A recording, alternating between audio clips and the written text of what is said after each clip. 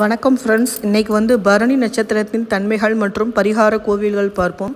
இது இரண்டாவது நட்சத்திரம், மேலும் மேஷ ராசியில் உள்ளது. இதனுடைய அதிபதி பார்த்தோம் அப்படின்னா சுக்கிர பகவான்.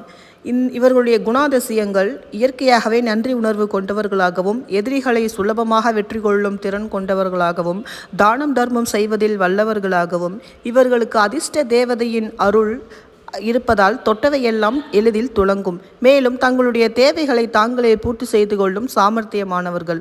மேலும் இவர்களுடைய வேண்டுதல் நேர்த்திக்கடன் பரிகார கோவில் பார்த்தோம் அப்படின்னா அருள்மிகு ஸ்ரீ அக்னீஸ்வரர் திருக்கோயில்.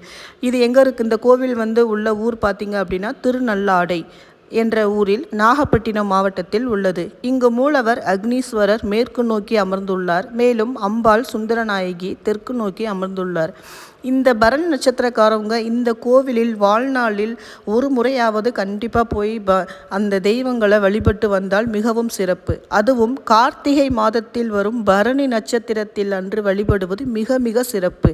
மேலும் ஐப்பசி பௌர்ணமியில் சிவபெருமானுக்கு அன்னாபிஷேகம் செய்து வந்தாலும், கார்த்திகையில் சோமவார விரதம் இருந்து வந்தாலும் இவர்களுக்கு, மேலும் இவர்கள் ஹோமம் கார்த்திகை மாதத்தில் வரும் பரணியில் சிவபெருமான் கோவிலில் செய்து வந்தாலும் இரட்டிப்பு பலன் கிடைக்கும். மேலும் இந்த லக்கணக்காரவங்க, பரணி லக்கணக்காரவங்க இயற்கையாகவே வாழ்நாளில் ஒரு அச்சாணி இல்லாத சக்கரம் போல் வாழ்க்கை சுழன்று கொண்டே இருக்கும். ஒரு நிலையற்ற தன்மை உள்ளதாக தான் இருக்கும். இவர்களுக்கு பரிகாரம் என்றால், அதாவது கோபம் அடிக்கடி வரும். அதனால் அந்த கோபத்தை அடக்குவதற்கு தினமும் வாயில் தண்ணீர் ஊற்றி அமைதியாக ஒரு 15 நிமிடம் வைத்து மெதுவாக பொறுமையாக இருக்கணும். அதுக்கப்புறம் வெளியில் துப்பிருங்க. இது ஒரு சிறந்த பரிகாரம், அதாவது கோபம் குறைவதற்கு.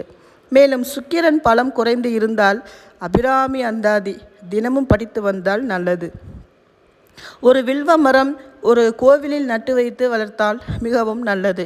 இவர்களுக்கு கோபம் அடிக்கடி வருவதனால் இவர்கள் திருமணத்தில், ஒரு குடும்பத்தில் மனக்கசப்புகள் சீக்கிரம் ஏற்படும். அதுக்கு பரிகாரம் பார்த்தீங்க அப்படின்னா கணபதியை அல்லிப்பூ கொண்டு வழிபடுவது மிகவும் நல்லது.